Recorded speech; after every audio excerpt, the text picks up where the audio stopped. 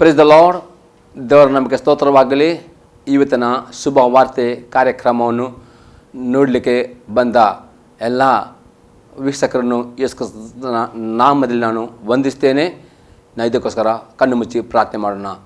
ಪರಲೋಕದಲ್ಲಿ ತಂದೆ ದೇವರೇ, ಯೇಸು ಕ್ರಿಸ್ತನ ನಾಮದಲ್ಲಿ ನಾವು ನಿನ್ನ ಪಾದ ಸನ್ನಿಧಾನಕ್ಕೆ ನಾವು ಬಂದಿದ್ದೇವೆ. ನಾವು ಧ್ಯಾನ ಮಾಡುವ ಈ ಸಂದೇಶವನ್ನು ಪವಿತ್ರಾತ್ಮನ ಅಭಿಷೇಕಿಸು. ಪವಿತ್ರಾತ್ಮನ ನೀನು ಸ್ವಾಗತಿಸ್ತೇನೆ. ಈ ವಾಕ್ಯದ ಮುಖಾಂತರ ಈ ಜನರ ಸಂಗಡ ಮಾತನಾಡು ಪವಿತ್ರಾತ್ಮನೆ. ಈ ವಾಕ್ಯದಲ್ಲಿ ಕೆಲವರ ಆತ್ಮಕ್ಕೆ ಜೀವವು, ಪ್ರೋತ್ಸಾಹವು, ಬಿಡುಗಡೆಯು, ಆಶೀರ್ವಾದವನ್ನುಂಟು ಮಾಡಬೇಕು ನಾನು ಬೇಡಿಕೊಳ್ತೇನೆ ಯೇಸು ಕ್ರಿಸ್ತನ ನಾಮದಲ್ಲಿ, ಆಮೇನ್. ಇವತ್ತಿನ ಧ್ಯಾನ ಮಾಡ್ತೇವೆ ಅಪೊಸ್ತಲ ಪೌಲನು ಫಿಲಿಪ್ಪಿಯವರಿಗೆ ಬರೆದ ಪತ್ರಿಕೆ 4ನೇ ಅಧ್ಯಾಯದಲ್ಲಿ 8 ಮತ್ತು 9ನೇ ವಾಕ್ಯ. Philippians chapter 4 verse 8 and 9. ಕಡೆ ಮಾತೆಂದರೆ, ಸಹೋದರರೇ, ಯಾವುದು ಸತ್ಯವೂ, ಮಾನ್ಯವೂ, ನ್ಯಾಯವೂ, ಶುದ್ಧವೂ, ಪ್ರೀತಿಕರವೂ, ಮನೋಹರವೂ ಆಗಿದೆಯೋ, ಯಾವುದು ಸದ್ಗುಣವಾಗಿದೆಯೋ, ಯಾವುದು ಕೀರ್ತಿಗೆ ಯೋಗ್ಯವೋ ಅವೆಲ್ಲವುಗಳನ್ನು ಲಕ್ಷ್ಯಕ್ಕೆ ತಂದುಕೊಳ್ಳಿರಿ. ನೀವು ಯಾವುದನ್ನು ನನ್ನಿಂದ ಕಲಿತು ಹೊಂದಿದ್ದೀರೋ ಮತ್ತು ಯಾವುದನ್ನು ನನ್ನಲ್ಲಿ ಕೇಳಿ ಕಂಡಿರೋ ಅದನ್ನೇ ಮಾಡುತ್ತಾ ಬನ್ನಿರಿ. ಹೀಗೆ ಮಾಡಿದರೆ ಶಾಂತಿದಾಯಕ ದೇವರು ನಿಮ್ಮೊಂದಿಗಿರುವನು. ಇಲ್ಲಿ ಅಪೊಸ್ತಲ ಪೌಲನು ಹೇಳುತ್ತಾನೆ ತನ್ನ ಜನರಿಗೆ, ಫಿಲಿಪಿಯಲ್ಲಿರುವ ವಿಶ್ವಾಸಿಗಳಿಗೆ, ಫಿಲಿಪಿಯಲ್ಲಿರುವ ಸಭೆಯ ಮಕ್ಕಳಿಗೆ, ನಾಯಕರಿಗೆ. ಅದು ಹೀಗೆ ಹೇಳ್ತಾನೆ, ಕಡೆ ಮಾತಿನಿಂದ ಸಹೋದರರೇ, ಯಾವುದು ಸತ್ಯವೂ, ಮಾನ್ಯವೂ, ನ್ಯಾಯವೂ, ಶುದ್ಧವೂ, ಪ್ರೀತಿಕರವೂ, ಮನೋಹರವೂ ಆಗಿದೆಯೋ, ಯಾವುದು ಸದ್ಗುಣವಾಗಿದೆಯೋ, ಯಾವುದು ಕೀರ್ತಿಗೆ ಹೋಗಿಯೋ ಅವೆಲ್ಲವನ್ನು ಲಕ್ಷ್ಯಕ್ಕೆ ತಂದುಕೊಳ್ಳಿರಿ. ಮತ್ತು ಹೇಳ್ತಾನೆ, ನೀವು ಯಾವುದನ್ನು ನನ್ನಿಂದ ಕಲಿತು ಹೊಂದಿದಿರೋ ಮತ್ತು ಯಾವುದನ್ನಲ್ಲಿ ಕೇಳಿ ಕಂಡಿರೋ ಅದನ್ನೇ ಮಾಡ್ತಾ ಬನ್ನಿರಿ. ಹೀಗೆ ಮಾಡಿದರೆ ಶಾಂತಿದಾಯಕ ದೇವರು ನಿಮ್ಮೊಂದಿಗಿರು. ಇವತ್ತು ಶಾಂತಿದಾಯಕ ದೇವರು ಸದಾ ಕಾಲ ನಿಮ್ಮೊಂದಿಗಿರಬೇಕು. ಆ ದೇವರ ಪ್ರಸನ್ನತೆ ನೀವು ಅನುಭವ ಮಾಡಬೇಕು. ಆ ಶಾಂತಿ ದೇವರು ನಿಮ್ಮ ಸಂಗಡ ಇದ್ದಾನೆಂಬ ನಿಮ್ಮ ಆತ್ಮದಲ್ಲಿ ಆ ಭರವಸೆ ಬರಬೇಕು. ಹಾಗಾದರೆ ಈ 8 ಸಂಗತಿಗಳ ಕಡೆಗೆ ನಿಮ್ಮ ಗಮನ ಕೊಡಬೇಕು. ಈ 8 ಸಂಗತಿಗಳನ್ನು ಧ್ಯಾನಿಸಬೇಕು ಎಂಬುದಾಗಿ ಅಪೊಸ್ತಲ ಪೌಲನು ಹೇಳ್ತಾನೆ. ಅದು ಒಂದೊಂದು ಸಂಗತಿ ನೋಡುವ. ಮೊದಲನೇ ಸಂಗತಿ ಸತ್ಯವು. ಸತ್ಯ ಎಂದರೆ ಏನು ಎಂಬುದಾಗಿ ನಾವು ನೋಡ್ತೇವೆ. ಧರ್ಮೋಪದೇಶಕಾಂಡ ಪುಸ್ತಕ 6ನೇ ಅಧ್ಯಾಯದಲ್ಲಿ 6ರಿಂದ 9 ವಾಕ್ಯಗಳು. ಡಿಟೋನಮಿ ಚಾಪ್ಟರ್ 6 ವರ್ಸ್ 6 to 9. ನಾನು ಈಗ ನಿಮಗೆ ತಿಳಿಸುವ ಮಾತುಗಳು ನಿಮ್ಮ ಹೃದಯದಲ್ಲಿ ಇರಬೇಕು. ಇವುಗಳು ನಿಮ್ಮ ಮಕ್ಕಳಿಗೆ ಅಭ್ಯಾಸ ಮಾಡಿಸಿ, ಮನೆಯಲ್ಲಿ ಕೂತಿರುವಾಗಲೂ, ದಾರಿ ನಡೆಯುವಾಗಲೂ, ಮಲಗುವಾಗಲೂ, ಏಳುವಾಗಲೂ ಇವುಗಳ ವಿಷಯದಲ್ಲಿ ಮಾತಾಡಬೇಕು. ಇವುಗಳನ್ನು ಜ್ಞಾಪಕಾರ್ಥವಾಗಿ ಕೈಗೆ ಕಟ್ಟಿಕೊಳ್ಳಬೇಕು. ಇವು ಹಣೆಗೆ ಕಟ್ಟಿಕೊಳ್ಳುವ ಜ್ಞಾಪಕದ ಪಟ್ಟಿ ಅಂತ ಇರಬೇಕು. ನಿಮ್ಮ ಮನೆಯ ಬಾಗಿಲಿನ ನಿಲುಪಟ್ಟಿಗಳಲ್ಲಿಯೂ ತಲೆ ಬಾಗಿಲುಗಳ ಮೇಲೆಯೂ ಇವುಗಳನ್ನು ಬರೆಯಬೇಕು. ಇಲ್ಲಿ ನೋಡ್ತೇವೆ, ದೇವರು ಇಸ್ರಾಯೇಲಿಗೆ ಈ ಒಂದು ಅಪ್ಪಣೆ ಕೊಡುತ್ತಾನೆ, ಆಜ್ಞೆ ಕೊಡ್ತಾನೆ. ನೀವು ಕೇಳುವಂಥ ವಾಕ್ಯಗಳು, ಓದುವಂಥ ವಾಕ್ಯಗಳು ನಿಮ್ಮ ಜ್ಞಾಪಕದಲ್ಲಿ ಇಟ್ಟುಕೊಳ್ಳಬೇಕು ಮತ್ತು ಅದನ್ನು ಹಗಲು ರಾತ್ರಿ ಧ್ಯಾನ ಮಾಡಬೇಕು. ಅವುಗಳನ್ನು ಕೈಕೊಂಡು ನಡೆ. ಪ್ರಿಯರು, ಇವತ್ತು ದೇವರು ಶಾಂತ ದೇವರು ನಿಮ್ಮ ಒಟ್ಟಿಗಿರಬೇಕು. ಆ ದೇವರ ಆಶೀರ್ವಾದ ದೇವರು ನಿಮಗೆ ಪ್ರತಿಯೊಂದು ಕಷ್ಟದಿಂದ, ಸಮಸ್ಯೆಯಿಂದ, ಶೋಧನೆ ರೋಗದಿಂದ ನಿಮಗೆ ಬಿಡುಗಡೆ ಕೊಡಬೇಕು. ಹಾಗಾದರೆ ನೀವು ದೇವರ ವಾಕ್ಯ ಬರೀ ಕೇಳುವವರು ಮಾತ್ರವಲ್ಲ, ಓದುವವರು ಮಾತ್ರವಲ್ಲ, ಆ ವಾಕ್ಯಗಳನ್ನು ನಿಮ್ಮ ಹೃದಯದಲ್ಲಿ ನೀವು ಜ್ಞಾಪಕವಾಗಿ ಇಟ್ಟುಕೊಳ್ಳಬೇಕು. ಆ ಜ್ಞಾಪಕವಾಗಿ ಇಟ್ಟುಕೊಂಡರೆ ಮಾತ್ರವೇ ಆ ವಾಕ್ಯವು ನಿಮಗೆ ಪಾಪವನ್ನು ಮಾಡಲಿಕ್ಕೆ ನಿಮಗೆ ಅದು ಅಡ್ಡಿ ಮಾಡ್ತದೆ. ಆ ವಾಕ್ಯವು ನೀವು ಮಲಗುವಾಗ, ಏಳುವಾಗ ಅದ್ಮೇಲೆ ನೆನಪಿಗೆ ಬರ್ತದೆ ಮತ್ತು ವಾಕ್ಯ ನಿಮಗೆ ವಿಧೇಯರಾಗಲಿಕ್ಕೆ ಅದು ಸಹಾಯ ಮಾಡ್ತದೆ. ಮತ್ತು ಯಾವ ವಾಕ್ಯಕ್ಕೆ ವಿಧೇಯರಾಗ್ತೀರೋ ಆವಾಗ ನೀವು ಆಶೀರ್ವಾದ, ಸಮಾಧಾನ, ಬಿಡುಗಡೆ ಕಂಡುಕೊಳ್ಳುತ್ತೀರಿ. ಒಂದು ವೇಳೆ ಆ ದೇವರ ವಾಕ್ಯವು ನಿಮ್ಮ ಹೃದಯದಲ್ಲಿ ನೀವು ನೆನಪಿಗೆ ಇಟ್ಟುಕೊಳ್ಳುವುದಿಲ್ಲವಾದರೆ ನೀವು ಪಾಪದಲ್ಲಿ ಬೀಳುತ್ತೀರಿ. ಅದಕ್ಕೋಸ್ಕರ ದಾವೀದನು ಕೀರ್ತನೆ 119 ಕೀರ್ತನೆಯಲ್ಲಿ 8ನೇ ವಾಕ್ಯದಲ್ಲಿ ಹೀಗೆ ಹೇಳ್ತಾನೆ, ನಾನು ನಿನಗೆ ವಿರುದ್ಧವಾಗಿ ಪಾಪ ಮಾಡದಂತೆ ನಿನ್ನ ನುಡಿಗಳನ್ನು ನನ್ನ ಹೃದಯದಲ್ಲಿ ಇಟ್ಟುಕೊಂಡಿದ್ದೇನೆ. ದೇವ ಜನರೇ, ಇವತ್ತಿನ ದಿನ ಈ ದೇವರು ಇಸ್ರಾಯೇಲಿಗೆ ಅಪ್ಪಣೆ ಕೊಟ್ಟಿದ್ದಾನೆ. ಯಾಕೆಂದರೆ ನಿಮ್ಮ ಮನೆ ಬಾಗಿಲಲ್ಲಿ ಬರೆಯಬೇಕು, ಕೈಗಳಿಗೆ ಅದು ಕಟ್ಟಬೇಕು. ಅದರ್ಥ ನೀವು ಇವತ್ತಿನ ಕೈಗೆ ಕಟ್ಟಬೇಕಾದ ಅದು ಅರ್ಥವಲ್ಲ. ಅದರ್ಥ ನಿಮ್ಮ ಹೃದಯದ ಹಲಗೆಯಲ್ಲಿ ನೀವು ಅದು ಬರೆದುಕೊಳ್ಳಬೇಕು. ಅದರ್ಥ ನೀವು ವಾಕ್ಯಗಳನ್ನು ನೆನಪಿನಲ್ಲಿ ಇಡಲಿಕ್ಕೆ ಪ್ರಯಾಸ ಪಡಬೇಕು. ಎಷ್ಟು ನೀವು ದೇವರ ವಾಕ್ಯ ನಿಮ್ಮ ನೆನಪಲ್ಲಿಟ್ಟುಕೊಂಡಿದ್ದೀರೋ ಆವಾಗ ಇಲ್ಲಿ ದಾವೀದ ಹೇಳ್ತಾನೆ, ಕೀರ್ತನೆ 119 8ನೇ ಭಾಗದಲ್ಲಿ, ನಾನು ನಿನಗೆ ವಿರುದ್ಧವಾಗಿ ಪಾಪ ಮಾಡದಂತೆ ನಿನ್ನ ನುಡಿಗಳನ್ನು ನನ್ನಲ್ಲಿಟ್ಟುಕೊಂಡು. ಪ್ರಿಯ, ದೇವರ ವಾಕ್ಯಗಳನ್ನು ನೀವು ಬರೀ ಕೇಳಿದರೆ ಸಾಕಾಗುವುದಿಲ್ಲ. ಕೇಳಿದ ವಾಕ್ಯಗಳನ್ನು ನಿಮ್ಮ ಹೃದಯದಲ್ಲಿ ನೀವು ಜ್ಞಾಪಕ ಇಟ್ಟುಕೊಂಡರೆ ಮಾತ್ರವೇ ಆ ವಾಕ್ಯವು ನೀವು ಪಾಪದ ಮಾರ್ಗದಲ್ಲಿ ಹೆಜ್ಜೆಡುವಾಗ, ಪಾಪದ ಮಾರ್ಗ ನಡುವೆ ಅದು ಇಮ್ಮಿಡಿಯೇಟ್ ತಕ್ಷಣ ಆ ವಾಕ್ಯವು ನಿಮ್ಮನ್ನು ಎಚ್ಚರಿಸ್ತದೆ. ವಾಕ್ಯ ನಿಮಗೆ ಅದು ಪಾಪ ಎಂಬುದಾಗಿ ನಿಮ್ಮ ಸಂಗಡ ಮಾತನಾಡಿ ಆ ಪಾಪನ ಖಂಡಿಸದೆ, ಪಾಪದ ಬಗ್ಗೆ ಭಯ, ಪಾಪದ ಎಚ್ಚರಿಕೆ ಕೊಡುತ್ತೆ. ಮತ್ತು ಆ ವಾಕ್ಯ ನಿಮ್ಮಲ್ಲಿರುವಾಗ ಆ ವಾಕ್ಯ ಎಂದಿಗೂ ನಿಮಗೆ ಪಾಪವನ್ನು ಮಾಡಿ ಎಂದಿಗೂ ಬಿಡುವುದೇ ಇಲ್ಲ. ಆದರೆ ವಾಕ್ಯವು ನಿಮ್ಮಲ್ಲಿ ಇಲ್ಲದಿದ್ದರೆ ಆ ದೇವರ ಮಗ ಅಥವಾ ಮಗಳು ಪಾಪದಲ್ಲಿ ಬೀಳುತ್ತಾಳೆ. ಪಾಪದಲ್ಲಿ ಬಿದ್ದುಕೊಂಡು ಅವಳು ಇನ್ನೂ ಪಾಪ ಮಾಡ್ತಾರೆ ಮತ್ತು ದೇವರ ಶಿಕ್ಷೆ ಬರುವಾಗಲೇ ಅವನಿಗೆ ಗೊತ್ತಾಗ್ತಾನೆ ಪಾಪ ಮಾಡಿದೆ ಎಂಬುದು. ಅಷ್ಟರ ತನಕ ಅವನಿಗೆ ಗೊತ್ತಾಗೋದು. ಅದಕ್ಕೆ ಪ್ರಿಯರೇ, ಇವತ್ತು ಅಪ್ಪದ ಶಾಂತಿಯಿಂದ ದೇವರು ನಿಮ್ಮ ಸಂಗಡ ಇರಬೇಕು. ಆತನ ಆಶೀರ್ವಾದವನ್ನು ಕಂಡುಕೊಳ್ಳಬೇಕು. ಆತನ ದಯೆ ನಿಮಗೆ ಬೇಕು.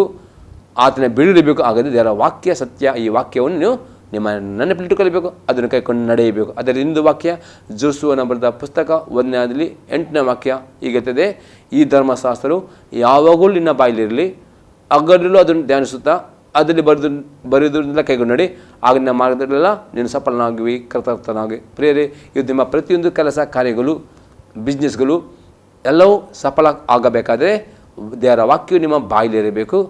ಹಗಲಿರುಳು ಅದರಲ್ಲಿ ಬರೆದ ವಾಕ್ಯ ಕೈಗೊಂಡು ನಡೆಯಬೇಕು. ಆವಾಗ ನಿಮ್ಮ ಪ್ರತಿಯೊಂದು ಕೆಲಸ ಕಾರ್ಯದಲ್ಲಿ ನೀವು ಸಫಲತೆ ಹೊಂದಿಕೊಳ್ಳೋಕ್ಕೆ ಸಾಧ್ಯವಾಗ್ತದೆ ಎಂಬುದಾಗಿ ನಾವಿಲ್ಲಿ ನೋಡುತ್ತೇವೆ. ಎರಡನೇ ಸಂಗತಿ ನ್ಯಾಯವು. ಅದರ ಅರ್ಥ ನೋಡೋ ಪ್ರಿಯರೇ, ಎರಡನೇ ಸಂಗತಿ ಮಾನ್ಯವು. ಮಾನ್ಯವೆಂದರೆ ಏನು ಎಂಬುದಾಗಿ ನೋಡೋಣ. ರೋಮಾಪುರದ ಪತ್ರಿಕೆ 12ನೇ ಆದ್ಯದಲ್ಲಿ 17ನೇ ವಾಕ್ಯ. Romans chapter 12:17. ಯಾರಿಗೂ ಅಪಕಾರವನ್ನು ಮಾಡಬೇಡಿರಿ, ಎಲ್ಲರ ದೃಷ್ಟಿಯಲ್ಲಿ ಯಾವುದು ಗೌರವವಾದುದೋ ಅದನ್ನೇ ಯೋಚಿಸಿ ಸಾಧಿಸಿರಿ. ಪ್ರಿಯರೇ, ಮಾನ್ಯವಾದುದರಿಂದ ಅರ್ಥವಾಗಿದೆ, ಯಾರಿಗೂ ನೀವು ಅಪಕಾರ ಮಾಡುವವರು ಆಗಬಾರದು. ಅದಕ್ಕೆ ಬದಲಾಗಿ ಎಲ್ಲರ ದೃಷ್ಟಿಯಲ್ಲಿ ಯಾವುದು ಗೌರವ ಅದನ್ನೇ ಯೋಚಿಸಿ ಸಾಧಿಸುವವರು ಆಗಬೇಕು. ಪ್ರಿಯರೇ, ನಂತರ 18 ವಾಕ್ಯದೆ, ಸಾಧ್ಯವಾದರೆ ನಿಮ್ಮಿಂದ ಮಟ್ಟಿಗೆ ಎಲ್ಲರ ಸಂಗಡ ಸಮಾಧಾನದಿಂದಿರಿ. ಪ್ರಿಯರೇ, ಇದು ಆಗದೆ ಮಾನ್ಯ. ಪ್ರಿಯರೇ, ನೀವು ಎಂದಿಗೂ ಪ್ರಿಯರೇ ಯಾರಿಗೂ ಅಪಕಾರ ನಿಮಗೆ ಮಾಡಿದರೂ ಅವರಿಗೆ ಅಪಕಾರ ನೀವು ಮಾಡಬಾರದು. ಪ್ರಿಯರೇ, ಎಲ್ಲರಿಗೆ ದೃಷ್ಟಿಗೆ ಯಾವುದು ಗೌರವ ಅದನ್ನೇ ನೀವು ಸಾಧಿಸಿಕೊಂಡು ಸಮಾಧಾನಕ್ಕೋಸ್ಕರ ಪ್ರಯತ್ನ ಮಾಡಿ. ಇದು ನೀವು ಮಾಡುವಾಗ ಶಾಂತಿಯ ದೇವರು ನಿಮ್ಮ ಸಂಗಡ ಇದ್ದುಕೊಂಡು ನಿಮ್ಮ ಶತ್ರುಗಳನ್ನು ನಿಮ್ಮ ಮುಂದೆ ಅದನ್ನು ಸೋಲಿಸಿಬಿಡುತ್ತಾನೆ. ಯಾಕಂದರೆ ರೋಮ 16ನೇ ಅಧ್ಯಾಯದಲ್ಲಿ 20ನೇ ವಾಕ್ಯ ಹೀಗೆ ಉಂಟು, ಶಾಂತಿಯ ದೇವರು ಶೀಘ್ರವಾಗಿ ಸೈತಾನನು ನಿಮ್ಮ ಕಾಲುಗಳಿಗೆ ಹಾಕಿ ತುಳಿಸಿ ಬಿಡುತ್ತಾನೆ. ಪ್ರಿಯರೇ, ಇವತ್ತು ಸೈತಾನನು ಜನರ ಮುಖಾಂತರವಾಗಿ ನಿಮ್ಮನ್ನು ಆಕ್ರಮಣ ಮಾಡಲಿಕ್ಕೆ ಬರುವಾಗ, ಜನರ ಮುಖಾಂತರ ಸೈತಾನ ನಿಮಗೆ ಕಿರುಕುಳ ಕೊಡಲಿಕ್ಕೆ ಬರುವಾಗ, ನೀವು ಆ ಸೈತಾನನ್ನು ಸೋಲಿಸಬೇಕಾದರೆ ನೀವು ಮಾಡುವ ಇಷ್ಟೇ ಮಾನ್ಯವಾದೆಂದರೆ ಯಾರಿಗೂ ಅಪಕಾರ ನಿಮಗೆ ಮಾಡುವಾಗ ಅವರಿಗೆ ಅಪಕಾರ ಮಾಡಬಾರದು. ಅದಕ್ಕೆ ಬದಲಾಗಿ ಎಲ್ಲ ದೃಷ್ಟಿ ಗೌರವ ಅದನ್ನು ಯೋಚಿಸಿಕೊಳ್ಳಬೇಕು, ಸಮಾಧಾನಕ್ಕೋಸ್ಕರ ಪ್ರಯತ್ನ ಮಾಡಿ. ಆವಾಗ ಶಾಂತಿಯ ದೇವರು ಶೀಘ್ರವಾಗಿ ಆ ಸೈತಾನ ಎಲ್ಲ ಕೋಟೆ ಕೊತ್ತಲುಗಳು ಅದರ ಆಯುಧಗಳು ನಿಮ್ಮ ಮುಂದೆ ಅದು ಸೋಲಿಸಲ್ಪಡುವುದು. ನೀವು ಅದನ್ನು ಸೋಲಿಸ್ತೀರಿ. ಯೇಸು ಕ್ರಿಸ್ತನು ಶಾಂತಿ ನಿಮ್ಮ ಸಂಗಡ ಇದ್ದುಕೊಂಡು ನಿಮ್ಮ ಪರ ಯುದ್ಧ ಮಾಡಿಕೊಂಡು ನಿಮಗೆ ಎಲ್ಲ ಶತ್ರುಗಳ ಮುಂದೆ ಜಯವನ್ನು ಕೊಡುವವನಾಗಿದ್ದಾನೆ. ಶತ್ರುಗಳ ಮುಂದೆ ನಿಮಗೆ ಔತಣ ಸಿದ್ಧಪಡಿಸುವವನಾಗಿದ್ದಾನೆ. ಆದರೆ ಅದಕ್ಕೆ ಬದಲಾಗಿ ನೀವು ಮಾನ್ಯರಾಗಿಲ್ಲ. ನೀವು ಅಪಕಾರ ಮಾಡುತ್ತೀರಿ. ಹಾಗೆ ಮಾಡಿದರೆ ಶಾಂತಿ ನಿಮ್ಮ ಸಂಗಡ ಇದ್ದುಕೊಂಡು ನಿಮ್ಮನ್ನು ಕಾಪಾಡಲಿಕ್ಕೆ ಆಗುವುದು. ಅದಕ್ಕೋಸ್ಕರ ಇಲ್ಲಿ ಅಪ್ಪಸ್ತಾನೆ ಫಸ್ಟ್ ಸತ್ಯವು, ಸೆಕೆಂಡ್ ಮಾನ್ಯವು, ಅದರ ಮೇಲೆ ಗಮನ ಕೊಡಬೇಕು. ಮೂರನೇದಾಗಿ ನ್ಯಾಯವು ಎಂದರೆ ಏನು ಎಂಬುದಾಗಿ ನೋಡೋಣ. ರೋಮಾಪುರದವರಿಗೆ ಪತ್ರಿಕೆ 13ನೇ ಅಧ್ಯಾಯದಲ್ಲಿ 1ನೇ ವಾಕ್ಯ ಮತ್ತು 7ನೇ ವಾಕ್ಯ. ಪ್ರತಿ ಮನುಷ್ಯನು ತನ್ನ ಮೇಲಿರುವ ಅಧಿಕಾರಿಗಳಿಗೆ ಅಧೀನನಾಗಿರಲಿ, ಯಾಕೆಂದರೆ ದೇವರಿಂದ ಹೊರತು ಒಬ್ಬರಿಗೂ ಅಧಿಕಾರವಿರುವುದಿಲ್ಲ. ಇರುವ ಅಧಿಕಾರಿಗಳು ದೇವರಿಂದ ನೇಮಿಸಲ್ಪಟ್ಟವರು.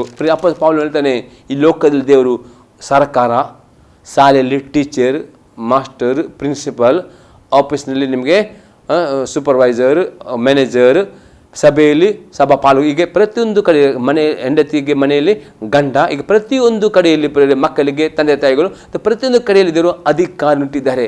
ಇಲ್ಲದೆ ದೇವರು ತಾನೇ ಅಧಿಕಾರವನ್ನು ಕೊಟ್ಟಿದ್ದಾನೆ ಮತ್ತು ಅಧಿಕಾರ ನೇಮ. ಹಾಗಾದರೆ ಪ್ರತಿಯೊಬ್ಬ ಮನುಷ್ಯನು ತನ್ನ ಮೇಲಿರುವ ಪ್ರತಿಯೊಂದು ಅಧಿಕಾರಿಗಳಿಗೆ ವಿಧೇಯರಾಗಬೇಕು. ಪ್ರೇರಣೆ ಇದು ಆಗಿದೆ ನ್ಯಾಯವಾದ ಸಂಗತಿಯಾಗಿದೆ.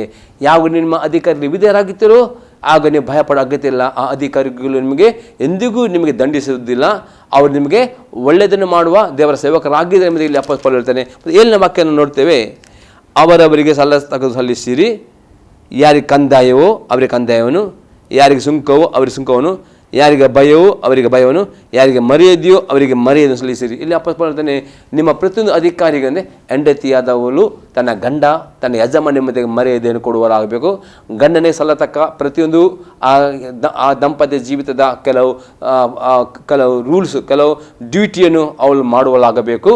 ಅದೇ ರೀತಿಯಲ್ಲಿ ಆಫೀಸ್ನಲ್ಲಿ ಕೆಲಸ ಮಾಡುವ ನಿಮ್ಮ ಆಫೀಸ್ ಅಧಿಕಾರಿಗಳಿಗೆ ಅದನ್ನಾಗಬೇಕು, ಅವರಿಗೆ ಕೊಡುವ ಮರ್ಯಾದೆ ಅವ್ರಿಗೆ. ಈ ರೀತಿ ಪ್ರತಿಯೊಂದು ಅಧಿಕಾರಿಗೆ ಅವರಿಗೆ ಕೊಡುವ, ಅವರಿಗೆ ಏನು ಸಲ್ಲಲಿಗುಂಟು ಸುಂಕವೋ ಮರ್ಯಾದೆಯೋ ಅದೆಲ್ಲವನ್ನು ಸಲ್ಲಿಸುವುದಾದರೆ ಪ್ರೇರೆ ನಿಮಗೆ ಆ ಕೆಲಸ ಮಾಡುವ ಜಾಗದಲ್ಲಿಯೂ ಮನೆಯಲ್ಲಿಯೂ ಎಲ್ಲದಲ್ಲಿಯೂ ದೇವರ ದಯೆಯು ಮತ್ತು ಮನಸ್ಸು ದಯೆಯನ್ನು ಹೊಂದಲಿಕ್ಕೆ ನೀವು ಸಾಧ್ಯವಾಗ್ತದೆ. ಮತ್ತು ಯಾವ ರೀತಿ ಭಯ ಪಡದೆ ಶಾಂತಿದಾಯಕ ದೇವರು ನಿಮ್ಮ ಸಂಗಡ ಇದ್ದುಕೊಂಡು ನಿಮ್ಮನ್ನು ಆಶೀರ್ವದಿಸ್ತಾನೆ ಪ್ರೇರೆ. ಅದಕ್ಕೋಸ್ಕರ ಈ 3ನೇ ಭಾಗ ನ್ಯಾಯವಾದ ಸಂಗತಿಯನ್ನು ಮಾಡುವರಾಗಬೇಕು. ಈಗ 4ನೇ ಸಂಗತಿ ಇದೆ ಶುದ್ಧವು. ಅದರ ಅರ್ಥ ನೋಡೋ ಪ್ರೇರೆ. 2ನೇ ಕೊರಿಂಥದವರಿಗೆ ಪತ್ರಿಕೆ 7ನೇ ಅಧ್ಯಾಯದಲ್ಲಿ 1ನೇ ವಾಕ್ಯ. 2 Corinthians chapter 7 verse 1. ಪ್ರಿಯರೇ, ಈ ವಾಗ್ದಾನಗಳು ನಮಗಿರುವುದರಿಂದ ನಾವು ಶರೀರ ಆತ್ಮಗಳ ಕಲ್ಮಸವನ್ನು ತೊಲಗಿಸಿ ನಮ್ಮನ್ನು ಶುಚಿ ಮಾಡಿಕೊಂಡು ದೇವರ ಭಯದಿಂದ ಕೂಡಿದವರಾಗಿ ಪವಿತ್ರತ್ವವನ್ನು ಸಿದ್ಧಿಗೆ ತರುವುದಕ್ಕೆ ಪ್ರಯತ್ನಿಸೋಣ. ಪ್ರಿಯರೇ, ದೇವರು ಅನೇಕ ನಾವು ನೋಡ್ತೇವೆ ದೇವರ ವಾಕ್ಯದಲ್ಲಿ ಆಲೋಡಿಕೆಯಲ್ಲಿಯೂ ಹೊಸ ನುಡಿಕೆಯಲ್ಲಿಯೂ ಅನೇಕ ವಾಗ್ದಾನ ದೇವರು ಕೊಟ್ಟಿದ್ದಾನೆ ಯೇಸು ಕ್ರಿಸ್ತನನ್ನು ನಂಬುವವರಿಗೆ.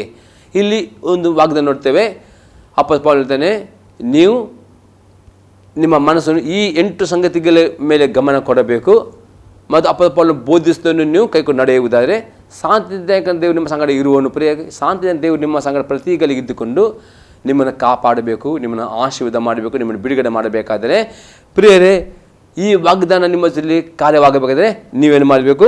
ನಿಮ್ಮ ಶರೀರ ಆತ್ಮಕ್ಕೆ ತಗುಲುವ ಪಾಪ ಎಂಬ ಕಲ್ಮಸವನ್ನು ಪ್ರತಿ ಗಳಿಗೆ ದೇವರ ವಾಕ್ಯದ ಮುಖಾಂತರ, ದೇವರ ವಾಕ್ಯ ಓದೋದ ಮುಖಾಂತರ, ದೇವರ ವಾಕ್ಯ ಕೇಳೋದ ಮುಖಾಂತರ, ದೇವರ ವಾಕ್ಯ ಧ್ಯಾನಿಸೋದ ಮುಖಾಂತರ, ದೇವರ ವಾಕ್ಯಕ್ಕೆ ವಿಧೇಯರಾಗೋದ ಮುಖಾಂತರ ಆ ಕಲ್ಮಸವನ್ನು ನೀವು ಆಗಿ ಅದು ತೆಗೆದು ಬಿಡಬೇಕು ಮತ್ತು ಪರಿಶುದ್ಧರಾಗಿ ಜೀವನ ಮಾಡಿ ಪ್ರಯತ್ನ ಮಾಡಿ. ಪ್ರಿಯರೇ, ಪ್ರಯತ್ನ ನೀವು ಮಾಡಬೇಕು. ನೀವು ಪ್ರಯತ್ನ ಮಾಡಿದರೆ ಮಾತ್ರವೇ ಪರಿಶುದ್ಧರಾಗಿ ಜೀವನ ಮಾಡಲಿಕ್ಕೆ. ಮತ್ತು ಯಾವ ಪರಿಶುದ್ಧರಾಗಿ ಜೀವನ ಮಾಡ್ತೀರೋ ಆಗ ಪರಿಶುದ್ಧನಾದ ದೇವರು ನಿಮ್ಮ ಸಂಗಡ ಇರುತ್ತೆ. ನಾವು ನೋಡ್ತೀವಿ ಅಲ್ಲಿ ಒಂಬೆಕ್ಕಲ್ಲಿ ನಾವು ನೋಡ್ತೇವೆ ದೇವರು ಇದರಲ್ಲಿ ಹೇಳ್ತಾನೆ, ದೇವರು ಅವರ ಸಂಗಡ ಇದ್ದುಕೊಂಡು ಯುದ್ಧ ಮಾಡುವಾಗ ಅವರ ಪಾಳೆಯು ನಿರ್ಮಲವಾಗಬೇಕು.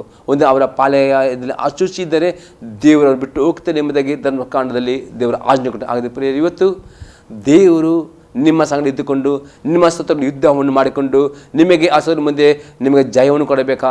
ಶತ್ರುಗಳ ಮುಂದೆ ನಿಮಗೆ ಔತಣ ಸಿದ್ಧಪಡಿಸಬೇಕಾ?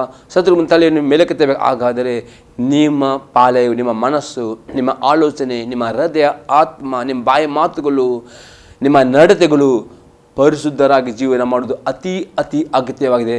ಯಾವಾಗ ನಾವು ಪರಿಶುದ್ಧರ ಜೀವನ ಪ್ರಯತ್ನಿಸ್ತೀರೋ ಆಗ ನಾವು ಪರಿಶುದ್ಧರಾಗ್ತೀರಿ. ಆಗ ಪರಿಶುದ್ಧ ದೇವರು ನಿಮ್ಮ ಸಂಗಡ ಇದ್ದುಕೊಂಡು ನಿಮ್ಮನ್ನು ಕಾಪಾಡ್ತಾನೆ, ನಿಮ್ಮನ್ನು ಆಶೀರ್ವಾದ ಮಾಡುತ್ತಾನೆ. 5ನೇ ಸಂಗತಿ ಆಗಿದೆ ಪ್ರೀತಿಕರವು. ಅದರ ಅರ್ಥ ನೋಡೋ ಪ್ರೇರೆ, ರೋಮ ಪರದವರಿಗೆ ಪತ್ರಿಕೆ 13ನೇ ಅಧ್ಯಾಯದಲ್ಲಿ 8ರಿಂದ 10 ವಾಕ್ಯ. ರೋಮನ್ಸ್ 13:8-10. ಒಬ್ಬರನ್ನೊಬ್ಬರು ಪ್ರೀತಿಸಬೇಕೆಂಬ ಋಣವೇ ಹೊರತು ಬೇರೆ ಯಾವ ಸಾಲವೂ ನಿಮಗೆ ಇರಬಾರದು. ಮತ್ತೊಬ್ಬರನ್ನು ಪ್ರೀತಿಸುವವನು ಧರ್ಮ ಪ್ರಮಾಣವನ್ನೆಲ್ಲ ನೆರವೇರಿಸಿದ್ದಾನೆ. ಹೇಗೆಂದರೆ ವ್ಯಭಿಚಾರ ಮಾಡಬಾರದು, ನರಹತ್ಯೆ ಮಾಡಬಾರದು, ಕದಿಯಬಾರದು, ಪರರ ಸೊತ್ತನ್ನು ಆಶಿಸಬಾರದು. ಈ ಮೊದಲಾದ ಎಲ್ಲ ಕಟ್ಟಳೆಗಳು ನಿನ್ನ ನೆರೆಯವನನ್ನು ನಿನ್ನಂತೆ ಪ್ರೀತಿಸಬೇಕೆಂಬ ಒಂದೇ ಮಾತಿನಲ್ಲಿ ಅಡಕವಾಗಿವೆ. ಪ್ರೀತಿಯು ಮತ್ತೊಬ್ಬರಿಗೆ ಯಾವ ಕೇಡನ್ನು ಮಾಡುವುದಿಲ್ಲ, ಆದ ಕಾರಣ ಪ್ರೀತಿಯಿಂದಲೇ ಧರ್ಮ ಪ್ರಮಾಣವನ್ನು ನೆರವೇರುತ್ತದೆ. ಪ್ರಿಯರೇ, ಪ್ರೀತಿಕರ ಎಂದರೆ ಪ್ರೇರೆ ಪ್ರೀತಿಯನ್ನು ನಿಮ್ಮ ಜೊತೆ ಅಭ್ಯಾಸ ಮಾಡಿಕೊಳ್ಳಿ. ಯಾವಾಗ ನೀವು ಪ್ರೇರೆ ಒಬ್ಬರನ್ನೊಬ್ಬರನ್ನು ಯಥಾರ್ಥದಿಂದ ಶುದ್ಧ ಪ್ರೀತಿ ಮಾಡ್ತಿರೋ ಆಗ ಎಂದಿಗೂ ನೀವು ಯಾರಿಗೂ ನೀವು ಕೇಡನ್ನು ಮಾಡೋದಿಲ್ಲ, ವ್ಯಭಿಚಾರ ಮಾಡೋದಿಲ್ಲ, ಕೊಲೆ ಮಾಡೋದಿಲ್ಲ, ಕಳ್ಳತನ ಮಾಡೋದಿಲ್ಲ. ಪ್ರೇರೆ ಎಲ್ಲ ಧರ್ಮಶಾಸ್ತ್ರದ ಎಲ್ಲ ಆಜ್ಞೆಗಳನ್ನು ಕೈಕೊಂಡು ನಡಲಿಕ್ಕೆ ಈ ಪ್ರೀತಿ ನಿಮಗೆ ಸಹಾಯ ಮಾಡಿ. ಮತ್ತು ಯಾವಾಗ ಪ್ರೀತಿಯು ನೀವು ಮಾಡ್ತಿರೋ ಪ್ರೇರೆ ಆಗ ಪ್ರೀತಿ ಸ್ವರೂಪ ದೇವರು ನಿಮ್ಮ ಸಂಗಡ ಇದ್ದುಕೊಂಡು ನಿಮ್ಮನ್ನು ಆಶೀರ್ವಾದ ಮಾಡ್ತಾನೆ. ಹಾಗಾದರೆ ಪ್ರೇರೆ ಸಾಧ್ಯ ದೇವರು ನಿಮ್ಮ ಸಂಗಡ ಇದ್ದುಕೊಂಡು ನಿಮ್ಮನ್ನು ಆಶೀರ್ವಾದ ಮಾಡಬೇಕಾ, ಬಿಡಿಕೊಡಬೇಕಾ? ಹಾಗಾದರೆ ನೀವು ಪ್ರೀತಿ ಒಬ್ಬರೊಬ್ಬರನ್ನು ಯಥಾರ್ಥದಿಂದ ಶುದ್ಧರಿಂದ ಒಬ್ಬರೊಬ್ಬರನ್ನು ಪ್ರೀತಿ ಮಾಡಬೇಕು. ಯಾಕೆ ನಾವು ಪ್ರೀತಿಸ್ತೀರೋ ಎಲ್ಲ ಆಜ್ಞೆಗಳನ್ನು ಪ್ರೀತಿಯಿಂದ ಕೈಗೊಳ್ಳಲಿಕ್ಕೆ ಸಾಧ್ಯವಾಗ್ತೀರಿ ಎಂಬುದನ್ನು ನಾವು ನೋಡುತ್ತೇವೆ. 6ನೇ ಸಂಗತಿ ಮನೋಹರವು. ಇದರ ಅರ್ಥ ನೋಡೋ ಮನೋಹರ ಅಂದರೆ ಒಳ್ಳೆಯ ಸುದ್ದಿ ನಾವು ನೋಡ್ತೇವೆ. ಮನೋಹರ ಇಬ್ರಿಯವರಿಗೆ ಪತ್ರಿಕೆ 11ನೇ ಅಧ್ಯಾಯದಲ್ಲಿ 32ರಿಂದ 35 ವಾಕ್ಯಗಳು. ಇನ್ನು ಏನು ಹೇಳಬೇಕು? ಗಿದ್ಯೋನ್, ಬಾರಾಕ್, ಸಂಸೋನ್, ಎಪ್ತಾ, ದಾವೀದ್, ಸಾಮುವೇಲ್ ಎಂಬರ ವೃತ್ತಾಂತವನ್ನು, ಪ್ರವಾದಿಗಳ ವೃತ್ತಾಂತವನ್ನು ವಿವರವಾಗಿ ಹೇಳಬೇಕಾದರೆ ನನಗೆ ಸಮಯ ಸಾಲದು.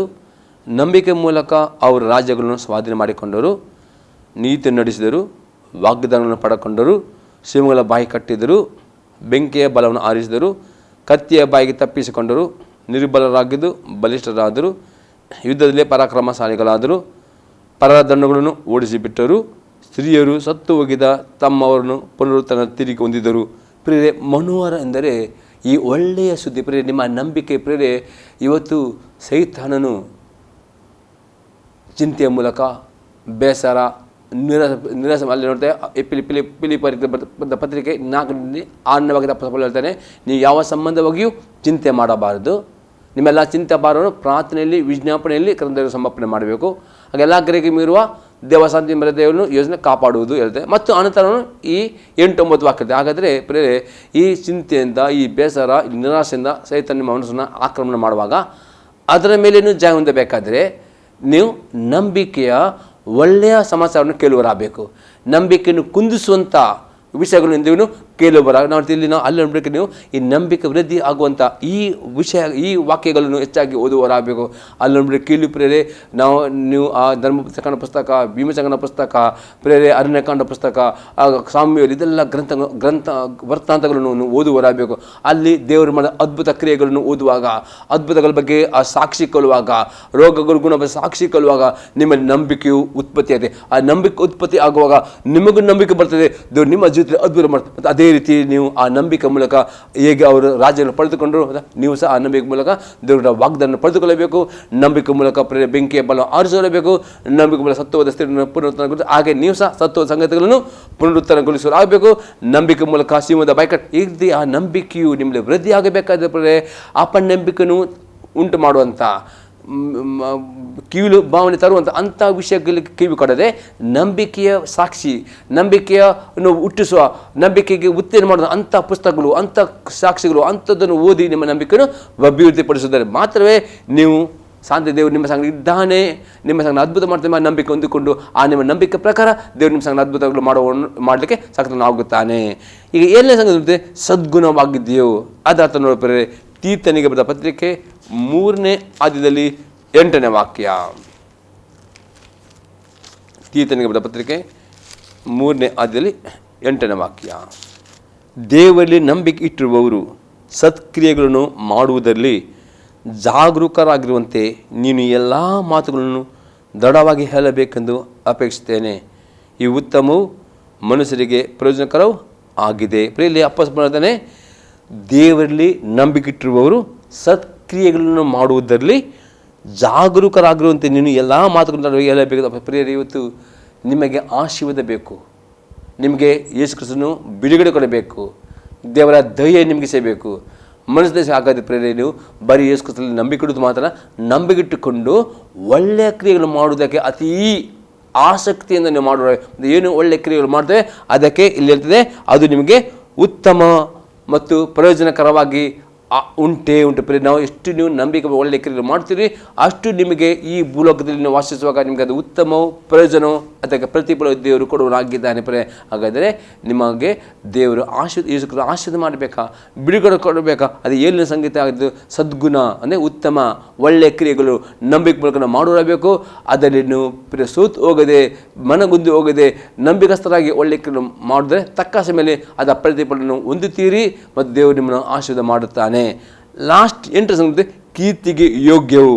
ಅದನ್ನು ಕುರಿತು ನೋಡೋಪ್ರೆ ಇಬ್ರಿಯವರಿಗೆ ಪತ್ರಿಕೆ 13ನೇ ಅಧ್ಯಾಯದಲ್ಲಿ 15ನೇ ವಾಕ್ಯ. Hebrews chapter 13 verse 15. ಆದುದರಿಂದ ಆತನ ಮೂಲಕವಾಗಿಯೇ ದೇವರಿಗೆ ಸ್ತೋತ್ರ ಯಜ್ಞವನ್ನು ಎಡೆಬಿಡದೆ ಸಮರ್ಪಿಸೋಣ. ಆತನು ಕರ್ತನೆಂದು ಬಾಯಿಂದ ಪ್ರತಿಜ್ಞೆ ಮಾಡುವುದೇ ನಾವು ಅರ್ಪಿಸುವ ಯಜ್ಞವಾಗಿದೆ. ಪ್ರಿಯರೇ, ಅಪೊಸ್ತಲ ಪೌಲನು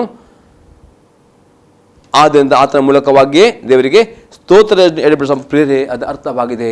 ಪ್ರತಿಯೊಂದು ಸನ್ನಿವೇಶಗಳಲ್ಲಿಯೂ ಪ್ರತಿಯೊಂದು ಸಂದರ್ಭದಲ್ಲಿಯೂ ಪ್ರೇರೆ ನೀವು ದೇವರಿಗೆ ಸ್ತೋತ್ರ ಯಜ್ಞವನ್ನು ನಿಮ್ಮ ಬಾಯಿಂದ ಸಮರ್ಪಣೆ ಮಾಡೋರಾಗಬೇಕು. ಪ್ರೇರೆ, ಎಷ್ಟು ನಿಮ್ಮ ಬಾಯಿಂದ ದೇವರು ಸ್ತುತಿಸ್ತಿರು, ಎಷ್ಟು ನಿಮ್ಮ ಬಾಯಿಂದ ಅನ್ಯ ಭಾಷೆ ಪ್ರಾರ್ಥನೆ ಮಾಡ್ತಿರು, ಎಷ್ಟು ನಿಮ್ಮ ಬಾಯಿಂದ ದೇವರ ವಾಗ್ದಾನವನ್ನು ಮಾತನಾಡ್ತಿರು, ಎಷ್ಟು ನಿಮ್ಮ ಬಾಯಿಂದ ದೇವರು ಕೊಂಡಾಡ್ತಿರು, ಅಷ್ಟು ಪ್ರೇರೆ ದೇವರ ಆಶೀರ್ವಾದ, ಯೇಸು ಕ್ರಿಸ್ತನ ಆಶೀರ್ವಾದ, ಯೇಸು ಕ್ರಿಸ್ತನ ಒಂದು ಪ್ರಸನ್ನತೆ ಪ್ರೇರೆ ನೀವು ಅನುಭವ ಮಾಡಿ. ಎಷ್ಟು ನೀವು ಪ್ರೇರೆ ನಿಮ್ಮ ಬಾಯಿಂದ ದೇವರನ್ನು ಸ್ತುತಿಸ್ತಿರೋ ಅಷ್ಟು ದೇವರ ಸಕೀನ ಮಹಿಮೆಯು ಅನುಭವ ಮಾಡ್ತಾರೆ. ಅದಕ್ಕೆ ಪ್ರೇರೆ ಅಪೊಸ್ತಲ ಪೌಲ ಹೇಳ್ತಾರೆ, 1 ಥೆಸಲೋನಿಕ ಬರೆದ ಪತ್ರಿಕೆ 5:18 ಎಲ್ಲದರಲ್ಲಿಯೂ ಕರ್ತನ ಸ್ತುತಿ ಮಾಡಿರಿ, ಇದೇ ಕ್ರಿಸ್ತ ಯೇಸುವಿನಲ್ಲಿ ನಿಮ್ಮ ವಿಷಯವಾಗಿ ತೋರಿ ಬಂದೇ ಯಾವುದೇ ಸಂಗತಿಗಳು ಬರಲಿ, ಯಾವ ಸೋದರಿ ಬರಲಿ, ಯಾವ ಸಮಯ ಏನೇ ಬರಲಿ, ಎಂದಿಗೂ ದೇವರನ್ನು ನೀವು ಗುಟ್ಟದೆ ನಿಮ್ಮ ಬಾಯಿಂದ ನಿಮ್ಮ ನಾಲಿಗೆಯಿಂದ ಕೆಲವು ಸಾರಿ ಕಷ್ಟದಲ್ಲಿ ದೇವರಿಗೆ ಸ್ತೋತ್ರ ಇರಲಿಕ್ಕೆ ಕಷ್ಟವಾಗಿದೆ.